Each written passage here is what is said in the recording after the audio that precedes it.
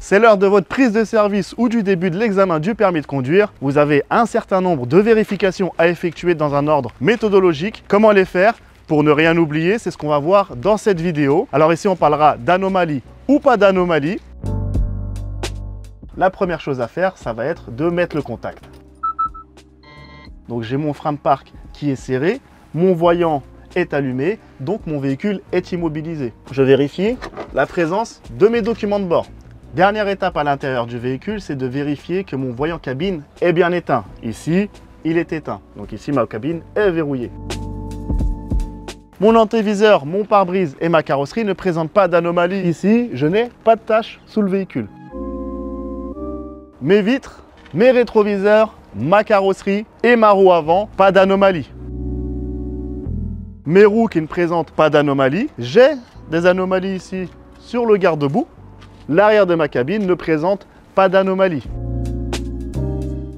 Mes roues ne présentent pas d'anomalie. Mes vitres, mes rétroviseurs, ma carrosserie, ma roue, pas d'anomalie. Mon tablier ne présente pas d'anomalie sauf sur les coins à gauche et à droite. L'ensemble de ma carrosserie ainsi que mes roues, pas d'anomalie. Alors au niveau de la carrosserie, j'ai quelques petites rayures à l'arrière que je peux signaler. Ma carrosserie ne présente pas d'anomalie. Pour ce qui est du chargement, donc il ne présente pas d'anomalie. Ma carrosserie ainsi que mes roues ne présentent pas d'anomalie sauf quelques rayures sur ma carrosserie. Je démarre. Je n'ai pas d'anomalie au démarrage. J'ai mon voyant du frein de parc qui est allumé, mon voyant de ceinture de sécurité qui est allumé, mon voyant moteur s'éteindra. Je vais régler mon siège, mes rétroviseurs et mon volant. Je vérifie ma pression. Elle doit être entre 8 et 12 bars. Elle est à peu près à 12 bars. Vitesse au neutre, frein de parc serré, mon véhicule est immobilisé. Je vais couper le moteur et descendre pour faire les compatibilités. J'ai 2 flexibles d'air sur mon tracteur et 2 mains d'air sur ma semi. J'ai également 3 cordons électriques sur mon tracteur, dont le cordon ABS. Et j'ai 3 prises électriques sur ma semi. Donc c'est compatible. Je commence par ma semi, qui a un poids vide de 7 tonnes 620 avec un chargement de 14 tonnes. Ce qui me fait un poids réel de 21 tonnes 620, qui est bien inférieur à mon PTAC poids total autorisé en charge de 34 tonnes. Donc j'ai 21 tonnes 620 ici. Je vais rajouter le poids vide de mon tracteur qui est de 7 tonnes 130. Donc l'ensemble a un poids réel de 28 tonnes 750 et je suis bien inférieur à mon PMA qui est de 41 tonnes 130. Donc c'est compatible. Ma sellette est compatible avec mon pivot. Elle est bien graissée, bien inclinée. Elle est à une bonne hauteur. Je n'ai pas de corps étranger dans ma sellette. Mon verrou coupleur est bien ouvert. Je suis remonté dans mon tracteur. Je vais démarrer le véhicule. Je n'ai pas d'anomalie au démarrage. Mon voyant du frein de parc est allumé. Mon frein de parc est serré.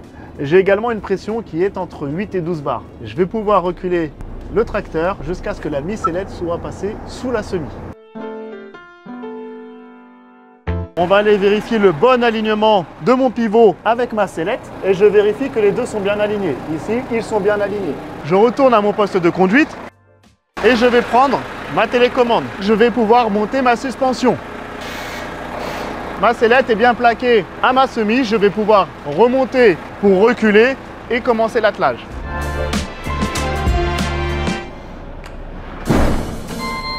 Je vais pouvoir effectuer mon essai de traction. Donc, j'enclenche une vitesse et j'essaye d'avancer pour voir si mon ensemble est bien accroché. Mon ensemble est bien accroché. Mon essai de traction est concluant. Vitesse au point mort, frein de parc serré, véhicule immobilisé. Qu'est-ce qu'il me reste à faire? Vérifier la bonne fermeture de mon verrou coupleur, brancher l'ensemble de mes flexibles, remonter mes béquilles, desserrer le frein et retirer la cale. Je vais remettre mon camion en position route. Je vais annoncer les dimensions de mon véhicule. J'ai un ensemble qui fait 16,50 m de long, 4 m de haut, 2,55 m de large avec un PTRA de 44 tonnes. Je remonte dans mon tracteur pour pouvoir allumer les feux de position, les feux de croisement et les feux de détresse. Donc mes feux de gabarit, mes feux de position, mes feux de croisement ainsi que mes feux de détresse, pas d'anomalie. Mon répétiteur ne présente pas d'anomalie. J'ai les feux de gabarit haut et bas de ma semi qui ne présentent pas d'anomalie. Les feux orangés de mon tracteur, pas d'anomalie. Et les feux feux orangés de ma semi, pas d'anomalie. Mes feux de gabarit en haut, mes feux de gabarit en bas, mes feux de position et mes feux de détresse, pas d'anomalie. Je vais vérifier avec l'aide de l'inspecteur le bon fonctionnement des feux de stop. Je vais remonter dans le véhicule pour appuyer sur les freins. L'inspecteur restera dans mon champ de vision à l'arrière du véhicule et me fera un signe une fois que j'aurai appuyé sur les freins. Je vais vérifier mes feux orangés de ma semi qui ne présentent pas d'anomalie. Les feux orangés ici de mon tracteur qui ne présentent pas d'anomalie. Feux de gabarit haut et bas de ma semi, pas d'anomalie. Et pour terminer, mon répétiteur, pas d'anomalie. J'immobilise mon véhicule, frein de parc serré, véhicule immobilisé. Je n'ai pas d'interdiction de stationner. Je ne suis pas au-dessus d'une plaque d'égout et mon sol est stable. Je vais remonter ma suspension. Je serre mon frein de ma semi. Dernière partie de l'immobilisation, je vais mettre ma cale. Je stabilise ma semi en descendant mes béquilles. Troisième et dernière étape, je vais isoler ma semi. Pour ça, je vais débrancher les flexibles. Je vais ouvrir mon verrou coupleur.